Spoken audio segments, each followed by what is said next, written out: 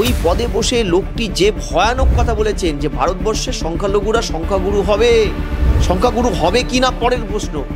উনি তো মুসলিম সমাজকে আইসোলেট করলেন। সেই ধর্মনিরপেক্ষতার প্রতীক অশোকস্তম্ভ ব্যবহারকারী একজন ক্যাবিনেট মিনিস্টার যখন এই কথা বলছেন, মমতা ব্যানার্জির তো প্রথম কাজটাই ছিল তাকে ধাক্কা মেরে ক্যাবিনেট থেকে বের করে দিয়ে জেলে ঢোকানো। এই যে আইডেন্টিটি পলিটিক্সটা মমতা ব্যানার্জি আজকে প্লে করছেন, এই তাসটা, এটা ভয়ানক। দাদা, কলকাতার মেয়র তিনি বলেছেন সাংবাদিকদেরকে উর্দু শিখতে হবে। তাহলে কি বাংলায় থেকে আমরা উর্দু শিখবো? কারণ প্রতিটা ভাষারই একটা আমরা রেসপেক্ট করছি, সংবাদ মাধ্যমের যারা আমরা কর্মীরা রয়েছি, কিন্তু উর্দু শিখতে হবে। তারপর ফিরহাদ হাকিম আগেও বলেছিলেন যে সংখ্যালঘুরা যারা রয়েছে পশ্চিমবঙ্গে তারা খুব দ্রুততার সহিত সংখ্যাগুরুতে পরিণত হবে। একজন মেয়র হিসেবে, একজন রাজনৈতিক প্রতিনিধি হিসেবে তিনি এই ধরনের যে মন্তব্য করছেন, এই বিষয়টি আপনি কীভাবে দেখছেন? না, এটা ভয়ানক। উনি যে পদটা আসীন হয়ে আছেন সেই পদটার নাম হচ্ছে পশ্চিমবঙ্গের মেয়র, কলকাতার মেয়র। যেই পদটায় আসীন ছিলেন ভারতবর্ষের রাজনীতিতে অন্যতম ধর্মনিরপেক্ষতার প্রতীক নেতাজি সুভাষচন্দ্র বসু। ওই পদে বসে লোকটি যে ভয়ানক কথা বলেছেন যে ভারতবর্ষের সংখ্যালঘুরা সংখ্যাগুরু হবে, এই যে কথাটা, সংখ্যাগুরু হবে কি না পরের প্রশ্ন। উনি তো মুসলিম সমাজকে আইসোলেট করলেন। যে হিন্দু ফ্যামিলি কোনোদিন কোনো ধর্ম বিষয়ে কথা বলেন না, ধর্মনিরপেক্ষ থাকার চেষ্টা করেন, তার আচার আচরণে কথায়, তারাও আতঙ্কে প্রহর গুনছেন যে আমরা তো বাংলা ভাগ হয়েছে একবার, আমরা উদ্বাস্তু হয়ে এসেছি। এটা দ্বিতীয় যে আপনি বলছেন ওই পদে বসে থেকে সরকারি পদে অশোকস্তম্ভ ব্যবহার করছেন, যেই স্তম্ভটা ধর্মনিরপেক্ষতার প্রতীক। সেই ধর্মনিরপেক্ষতার প্রতীক অশোকস্তম্ভ ব্যবহারকারী একজন ক্যাবিনেট মিনিস্টার যখন এই কথা বলছেন, মমতা ব্যানার্জির তো প্রথম কাজটাই ছিল তাকে ধাক্কা মেরে ক্যাবিনেট থেকে বের করে দিয়ে জেলে ঢোকানো। করেছেন কি মমতা ব্যানার্জি? আপনি জিজ্ঞাসা করুন ক্যামেরার বুম নিয়ে মমতা ব্যানার্জিকে যে ফিরহাদ হাকিম এই কথাটা বলেছে, বলবে আমি শুনিনি।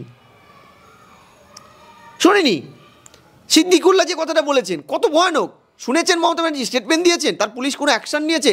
তার না দলে এত সুশৃঙ্খল দল যে তাকে 3টে ডিসিপ্লিনারি কমিটি বানাতে হয়েছে। সেই দলেও তো অন্যতম সদস্য ফিরহাদ হাকিম। কই ওদের বিরুদ্ধে ডিসিপ্লিনারি কোনো অ্যাকশান নিয়েছে? শুনেছেন?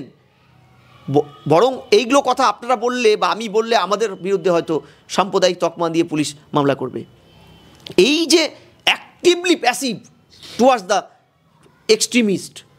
এক্সট্রিমিস্ট মেন্টালিটি ফিরহাদ হাকিমদের, এই যে এদের বিরুদ্ধে যে তৃণমূলের, কংগ্রেসের যে অ্যাক্টিভলি প্যাসিভ থাকা, অন্য রাজ্য যেখানে জঙ্গিদের বিরুদ্ধে জিরো টলারেন্স দেখাচ্ছে, মমতা ব্যানার্জি অ্যাক্টিভলি প্যাসিভ থাকছে। এইটাই ভয়ের।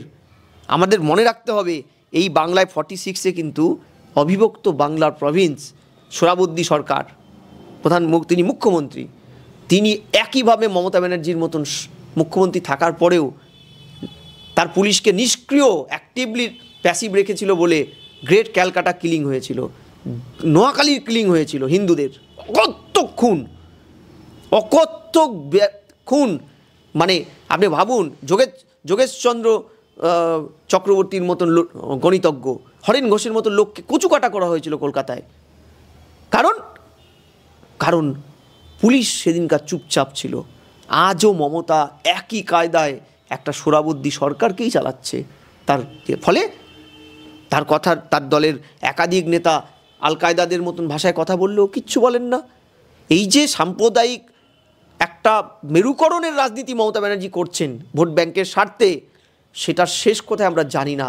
এই যে আইডেন্টিটি পলিটিক্সটা মমতা ব্যানার্জি আজকে প্লে করছেন, এই তাসটা, এটা ভয়ানক। এই সিঁদুরে মেঘ কিন্তু আমাদের জন্ম না হলেও আমাদের রাজ্যে, আমাদের দেশে হয়েছে, দেশ ভাগ হয়েছে। আমরা আজকে বিভক্ত বাংলার অংশ, একটা ছোট্ট অংশ। এখানেও যদি আজকে আমাদের এই একই জঙ্গিবাদ প্রশ্রয় পায়, আমরা যাব কোথায়? এই তো প্রশ্ন থাকবে।